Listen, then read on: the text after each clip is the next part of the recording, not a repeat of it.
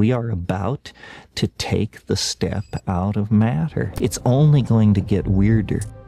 The level of contradiction is going to rise excruciatingly, even beyond the excruciating present levels of contradiction. I think it's just going to get weirder and weirder and weirder, and finally it's going to be so weird that people are going to have to talk about how weird it is. Eventually people are going to say, what the hell is going on?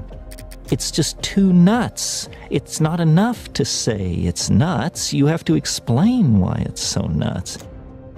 It is under the sway of what I call the transcendental object at the end of time. The planet is on a collision course with the most profound event it's possible to imagine, the freeing of organic life from the chrysalis of matter. For 1 billion years there's been life on this planet, but never life that could step outside of matter. But this is obviously what's in the cards. Processes are now in play which so totally rewrite the script that no one can imagine.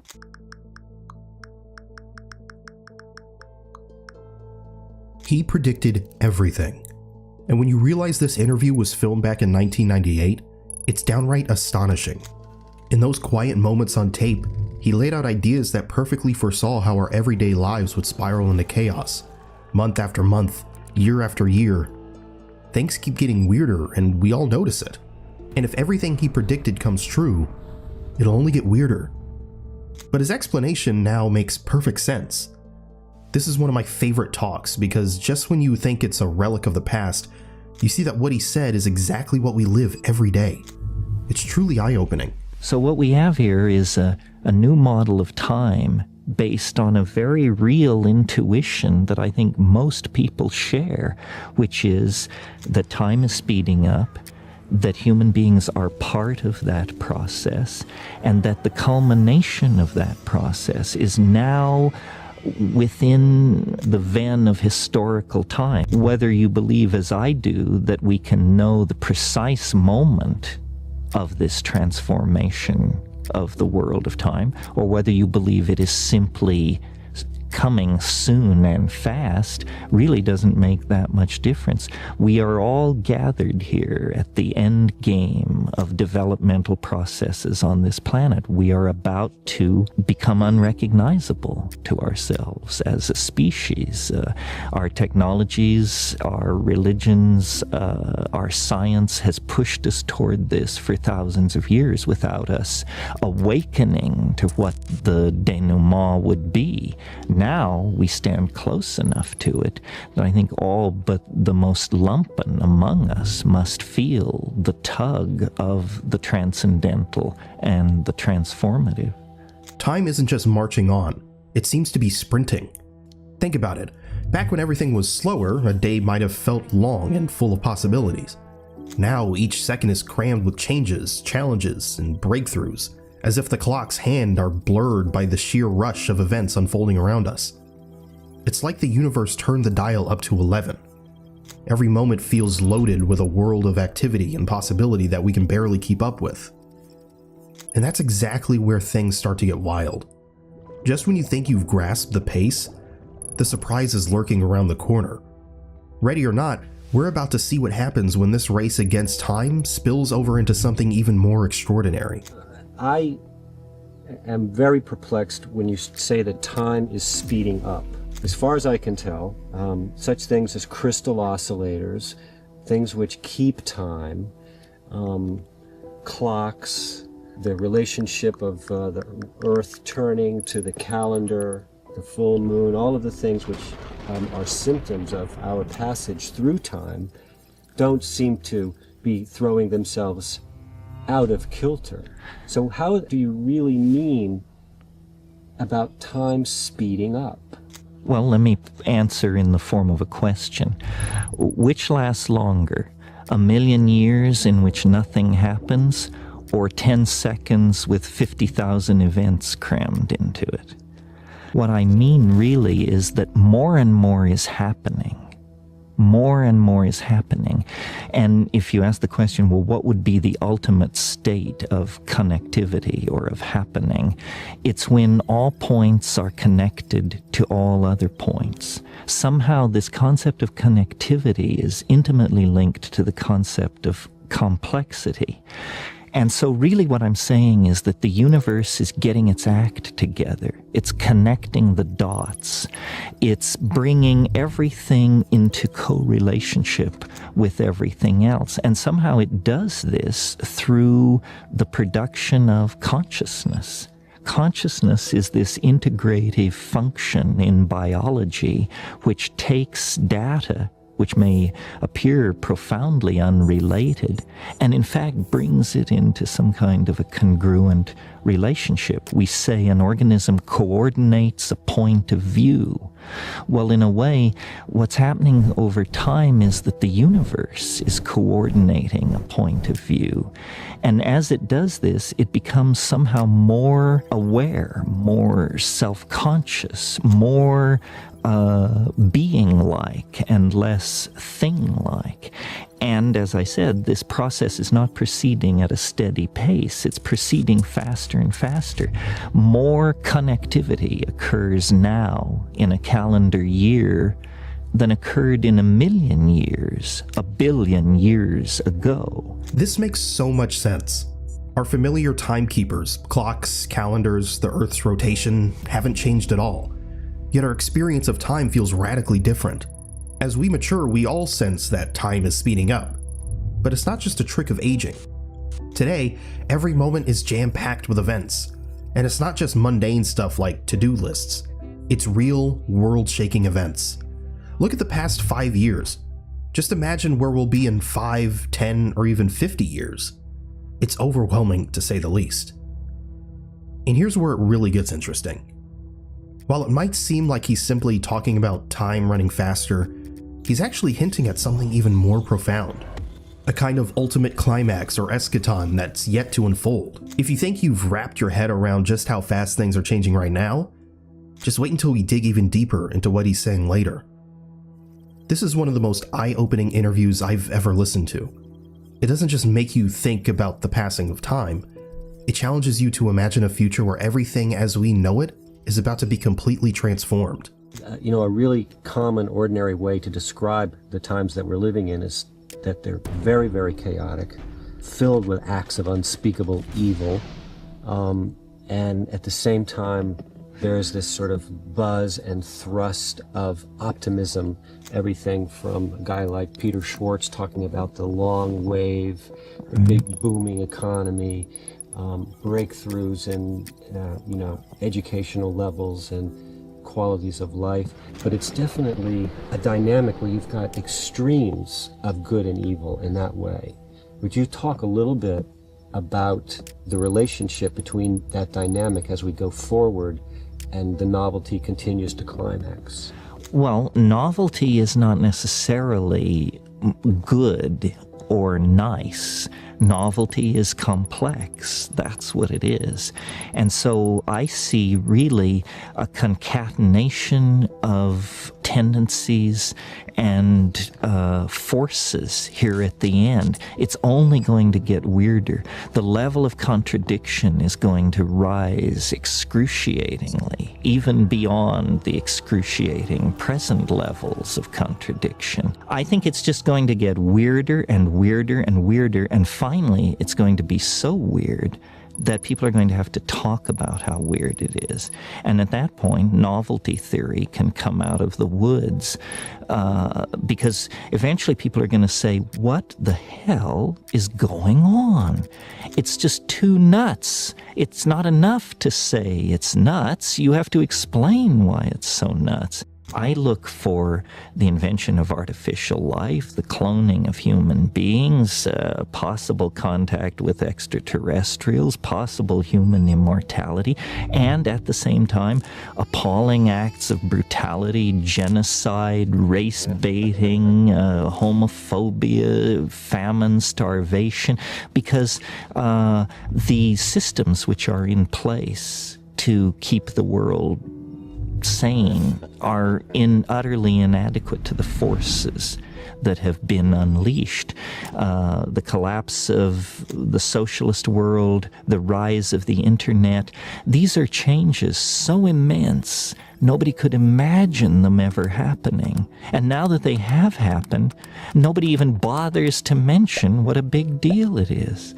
The fact that there is no such thing as the Soviet Union, people never talk about it anymore. But when I was a kid, the notion that that would ever change was beyond conceiving.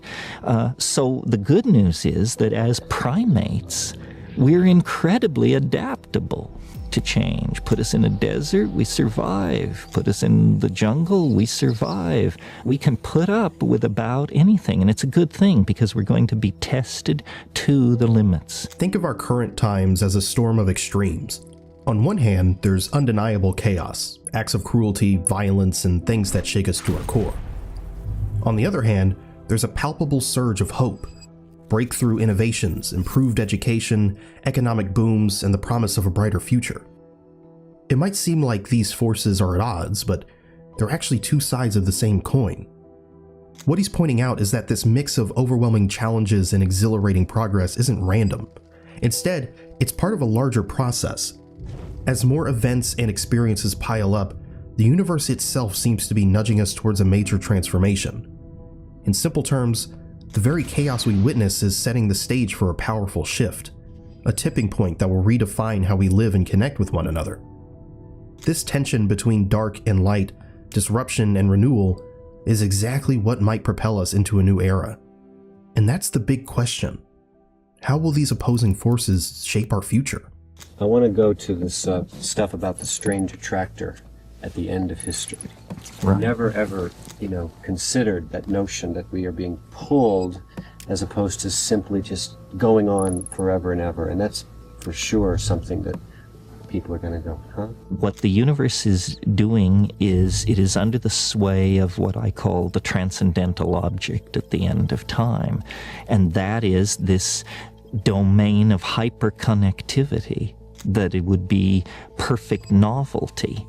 And all nature aspires for this state of perfect novelty. You could almost say that nature abhors habit, and so it seeks the novel by producing various kinds of phenomena at every level in biology, chemistry, and society.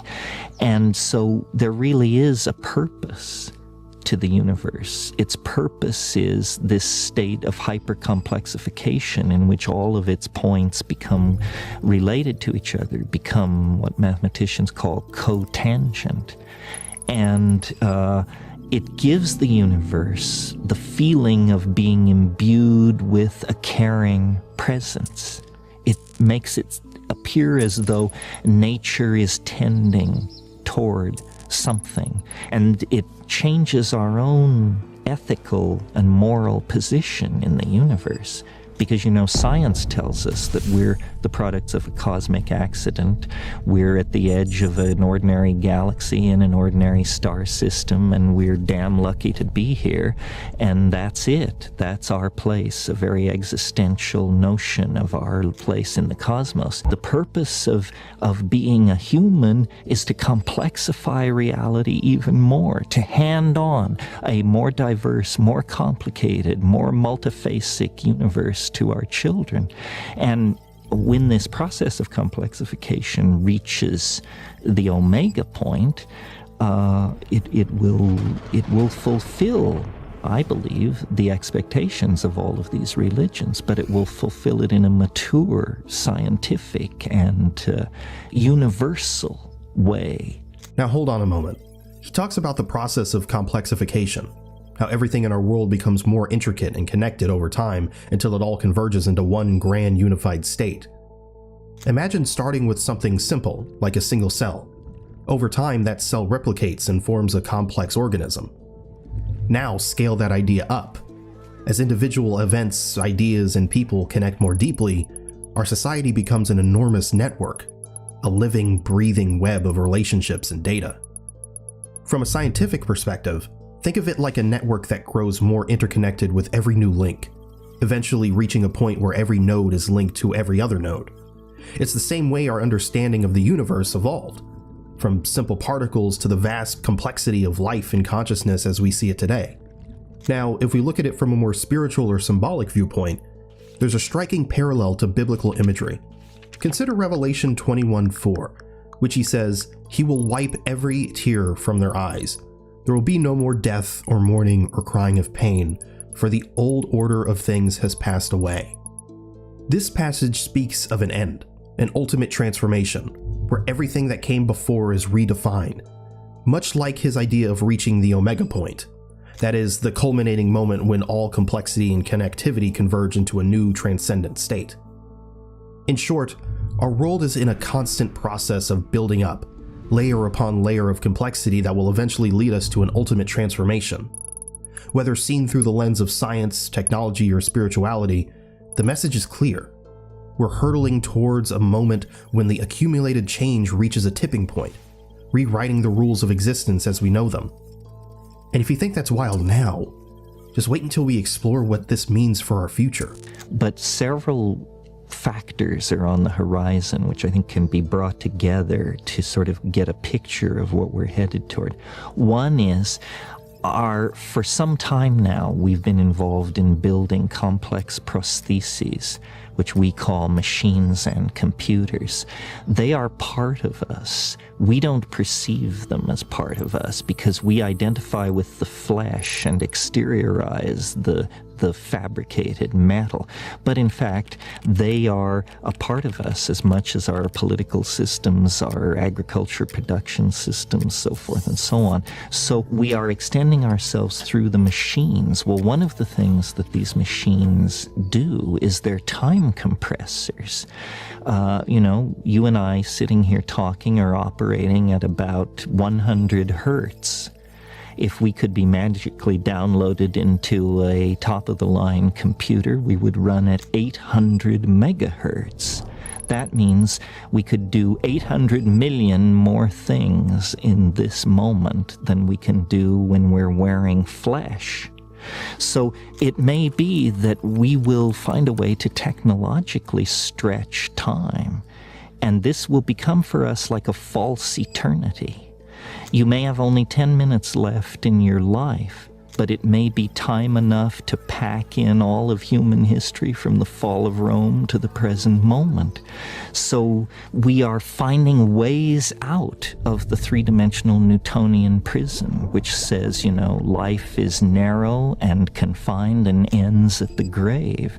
And we're doing it by becoming information that is freed from material.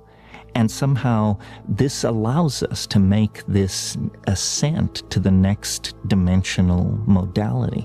Information is not time and space constrained the way we are. We talk about the difficulty of moving an object at the speed of light. Our entire planetary technology cannot achieve moving a marble at the speed of light, but we can move information at the speed of light. Terabytes of it. We do this every day. We are about to take the step out of matter. The planet is on a collision course with the most profound event it's possible to imagine, the freeing of organic life from the chrysalis of matter.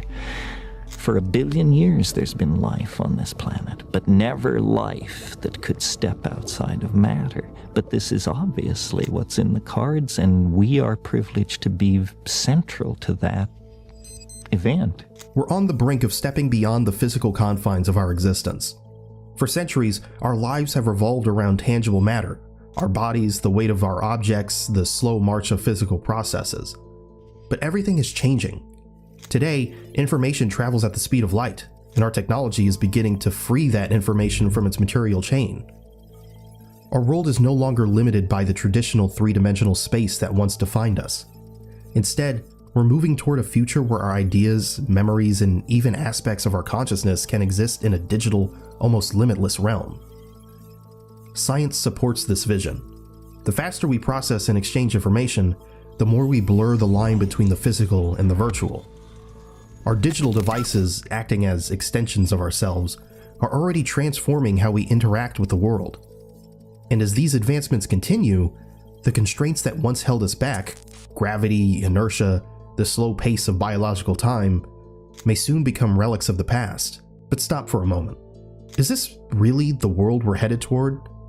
Consider Elon Musk's Neuralink, the ubiquity of ChatGPT, and the constant chatter about AI this and AI that. Do we ever pause to ask, where will we be in the next 50 years? Unlike his "Can you imagine the world in 500 years" challenge, which is nearly impossible to fathom, we're forced to confront that everything is not only speeding up, but accelerating into an even more chaotic, unpredictable future. And honestly, that's pretty scary. These times are unsettling. The relentless pace of change can feel overwhelming, as if there's no escape from the rapid surge of technology and transformation. Yet, if everything he describes as the unfolding will of the universe, or God, maybe this acceleration is exactly how it's meant to be. I don't have all the answers. All I know is this. We're hurtling towards a future where the old rules no longer apply, and that future is both thrilling and daunting. It challenges us to keep questioning and seeking meaning in a world where change is the only constant. So the whole entire Milky Way galaxy is a being? Well, it's an organism, yes. The galaxy is a kind of an organism. You can think of it as a fractal resonance with a cell. The galaxy has a nucleus of very dense material where very mysterious processes are going on. Then it has a cytoplasmic envelope of stars and gas clouds that surround that core. And then it is an individual, very distinctly defined by the vast emptiness that lies between it and the next galaxy. Every star is a data point in an enormous computer simulation of the novelty wave. That's why it has that spiral structure. You know, scientists are very puzzled that the galaxies don't fly apart. They don't seem to have enough mass that their gravitation should hold them together. And there's been a lot of talk about dark matter or some missing factor. Well, the missing factor is novelty. The galaxy stays together because the galaxy wants to be a galaxy. So everything organizes itself fractally, spirally, with a dense center in its spatial domain and a dense center in its temporal domain. We are like this. Galaxies are like this. Planets, stars, bird flocks, coral reefs.